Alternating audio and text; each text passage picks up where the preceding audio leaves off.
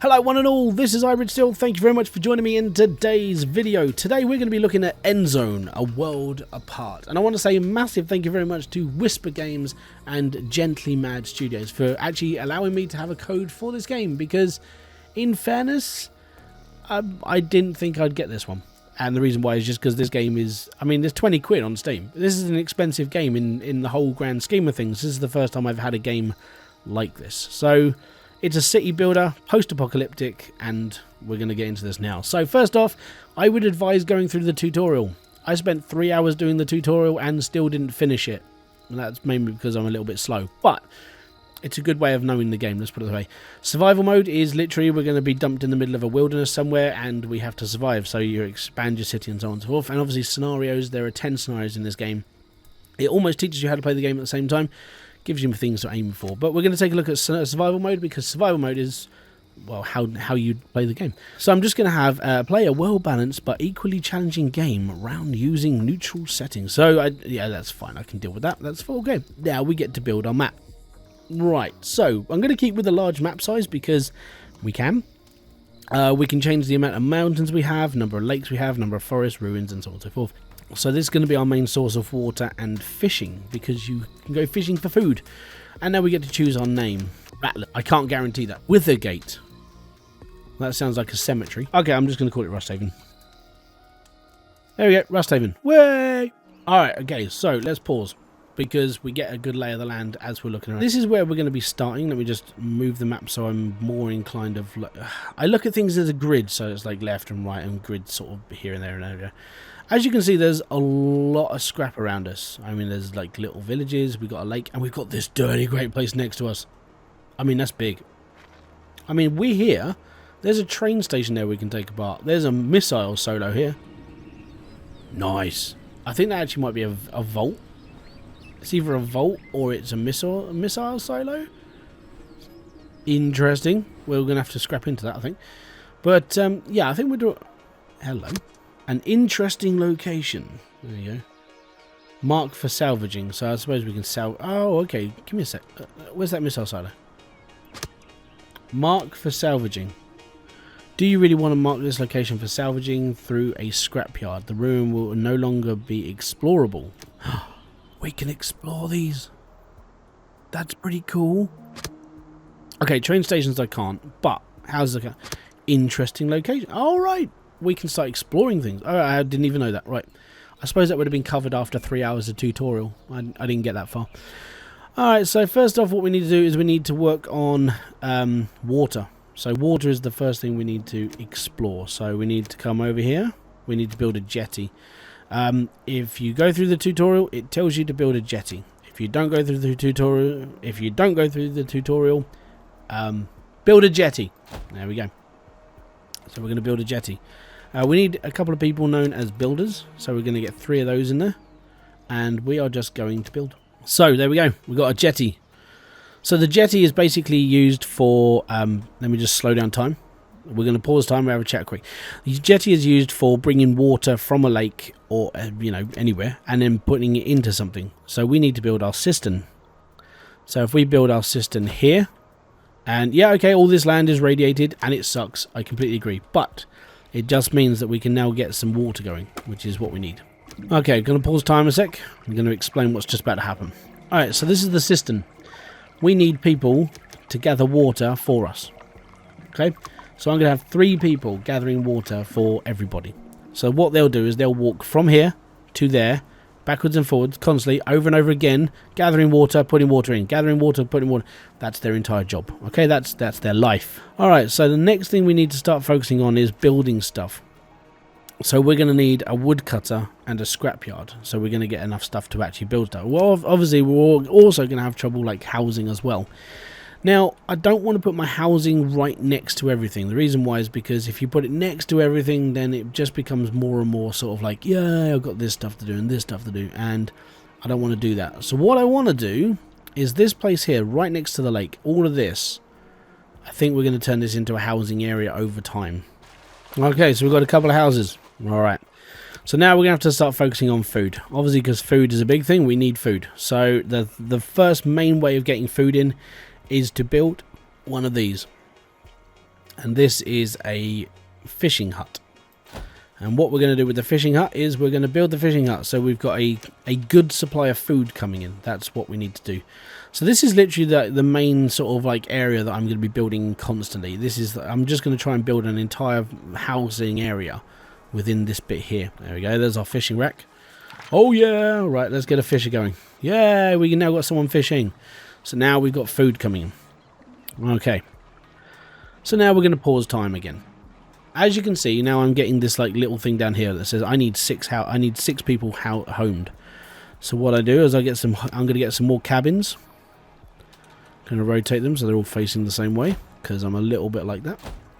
Got to be honest, I am liking this game. It's just, in fairness, if you go into the depth of this game, there's a lot to mess around with. Very micromanaged when it comes to like the resources, because obviously they're not going to be infinite, but you need to be able to like get to that point of going, yeah, I found stuff. And that's what we're going for, really, when it comes to playing this. It's like we're just trying to get ourselves to that point of surviving, and then you just slowly expand. You don't push it straight away. So apparently I'm still one house short, so we'll build another cabin. Oh no, we're running out of food. That's not a good sign. So obviously just because my population's increased, we're up to like 15 people. We got 2 kids and we got 13 adults. We're now going to get to a point where we need to start like providing more. So when it comes to food now, what I want to do is I want to set up a gatherer. A gatherer can basically go off into the wilderness and find stuff to like eat, which is what we need to do. Now, if I use this area for my gatherer, then that just means that they're going to be able to like search this area. I probably won't touch this area with my woodcutter because he'll have his own area to like mess around with. But putting a gatherer in means I can live off the land a bit more, gives us a bit more food coming in. We don't have to produce it. It's seasonal. It's there. That's what we're going for. So that would be our main source of food along with the fishing, which is good. Okay, so I've got 5 kids coming into the world, which is fine. And we've got 13 adults. So now we can start pushing it a little bit more just to get what we need. My downside is scrap's getting low. So we're going to start resourcing now. So my scrapyard, I'm going to put my scrapper next to my main base, round about here, and that's going to give him a lot of material to play with. All of this needs to be scrapped off, all of this needs to be made room. We'll have enough messing around with there. Basically my builders will go out and gather material, but it's a lot slower at the moment. And this is how we gather scrap. So when these guys have finished like emptying that area, then they can come and work for this. So that gets demolished. The scrapyard takes over collecting scrap, so the people that were working for it can now get it. It's all good. Alright, so scrap's coming in well. Now we need to find a way of producing wood. Now wood is going to be obviously another resource we're going to need to like go really hard in because we definitely need wood. So my forester, I'm going to put my forester, he's going to be near enough the village, but he's going to be taking select trees. He's going to be taking everything in that radius. And that basically just means that he can carry on growing that place while he's like cutting it down. So we've got this constant like rotation of wood coming in as well. There's enough wood around this area to just keep things going. A drought without food, Dario. The landscape is going to dry out soon, Chief, and we already don't have much food in reserve. We urgently need to sort something out. Okay, I need to get 75 food. Well, you know, I've got enough people now. What we can do is we can up our fishermen, so we can now get twice as many fish out the floor. We've now got... We can have 2 people working on gathering, so we're good. There we go, and we've doubled our food. Not bad. And we're running out of food again. That's going to be a constant struggle for this, I think. It's going to keep happening. Right. I think I want to explore this place. This looks awesome. But I don't know how to explore things. I suppose I need something a little bit later on that's called like an explorer. Alright, so now what we need to do is we need to figure out how we're going to keep people going and how they're going to... here we go. Okay, so I'm going to pause time. That person just brought up a really important point. We need a tailor shop, and we need to be able to resort, like give our people clothing, you know, so they can protect themselves in the wild. The downside of this is there's a lot of building that's just about to happen. So first off, we need 3 recyclers. They're going to be coming from the scrap. So this place here is going to turn scrap into like where it's going to be going. And these recyclers are going to be responsible for taking scrap and turning it into usable materials. Okay, so before these get built, the best thing to do is to, like, instead of having them built and then figuring out what you need to do is you need to have 3 of them to build 1 of each. So you need cloth, metal and plastic. Obviously what you need to do is you need to have 3 going all at the same time, and the reason why is because you need all these materials. Okay, so this one is going to produce metal, this one is going to produce plastic. So now we're suffering from a drought. Our fish is not going to get produced. We are screwed for a little bit. Food is going to be a little bit like down. So first off, I need to get myself a tailor. So if we get a tailor first, we'll build a tailor and then we'll work on our food problem, because in fairness, there we go, now we've got people. We need cloth to get this finished. Come on guys. I can't build you protective clothing without cloth, and I can't give you cloth until you build this tailor's hut. Okay, so production limit is too high on this, so we've got way too many people like actually doing it. That's fine, I can deal with that. So protective clothing, I'm going to bring in, and the person I took off the scrap, I'm going to put them into this. They're going to build neck scarves, obviously to try and protect people from the radiation. We need to build carbon masks, so we need to build this.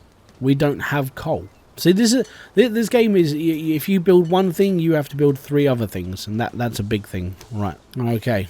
So my charcoal kiln, I'm going to have to put down here as well. We're going to put that next to our scrapyard there. All joys of production. On the plus side, we do have people. There we go. So now we're producing coal, or we should. So we've got a secondary forester. That's going to produce wood for the coal. Coal can go into building the masks. Then we should be fine. And I'm just going to keep building them out. The reason why is because if you can get loads and loads of people working on things, it's all good. There we go. Right, so that's another task complete. We've now got protective gear coming in. We don't have tools. Right, so that's a big thing. So let's get into this then, shall we? So with our 3 recyclers we have here, we now need to produce tools for my followers, basically. Now I know that I said I wasn't going to build much down here, but the gatherer can still get all of this resource out of here. And I can change the point of view of where this person focuses to get stuff. So I can bring that out of this range and we're all good. In fairness, I probably won't build much more this way. I said that and I'm already doing it. What I want to do is I want to keep this going to a point where we're all good. I know I probably do have a few unhappy settlers. I've got 4 unhappy settlers. What's wrong with you? Is it because you haven't got a tool? Don't worry, you'll be alright. Yes, I know. Professional, they haven't got enough tools. I get it. I know that they haven't got enough tools. So now we're going to get 2 people to work in there, and they're going to hammer out tools for everyone to use. Don't worry. So yeah, this game is very sort of, if you do one thing, you have to have 3 other things doing stuff for you at the same time. It's like when you upgrade the water supply from the little cistern up to the water well, you need charcoal because you need to filter the radiation out of the water. You need decontamination sections when it comes to houses, and if you build a settlement, more people are going to be like born in your place, so you need to give them more jobs, more food and everything else. It's a very resource heavy style of game, and it is a city builder, yes, but it's almost a survival style game as well.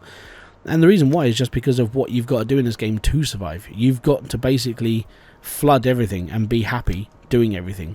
And that's the big part of this game. It's managing everything and getting everything done. Although mood in our settlement is fairly bright, it could be a bit better. Okay, so we need to upgrade. So the reason why I'm putting all my like green entrances one side is because when I come to link everything up with like paths. Now paths make people walk faster, genuinely. So I need a well keeper. That's good. So let me just make everything work and then we'll be alright. So this is a nice big open space that we can use for farming. So we can bring more food in and we can get everything else going. So we'll start in looking at that now. So with farming, I want a field that's going to be, that looks like a big enough nice field for these people. It's a lot of food. There you go. We'll put a workforce on there. 1 person is going to have that entire field to themselves. And there you go. Now we've got a well and we've got the cistern. We'll be alright. And with that, I will choose a seed. I will put it down. We're going to farm beans. There we go. Food will be supplied to my people. What I will do is I will leave this off for now. I will keep this thing running and we'll be all good. I want to say thank you very much for popping by. If you have liked the look of this game, don't forget you can pick this up now in Steam Shop right now. I think it's £20.99.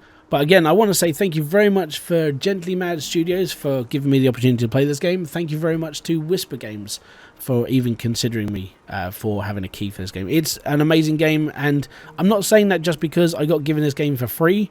You know, I mean, it's all good. I actually like this sort of game. It makes me think. It makes me how I can expand, how I can carry on, and how I can really keep things going. And the only thing that I've had problems with is keeping food in the house. But food is it's on its way, basically.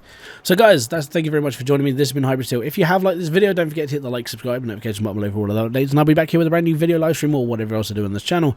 Until then, guys, I want to say peace out, have fun, and enjoy everything you guys do. And I'll probably do a few more of these videos just because it's a fairly decent game. Bye-bye for now.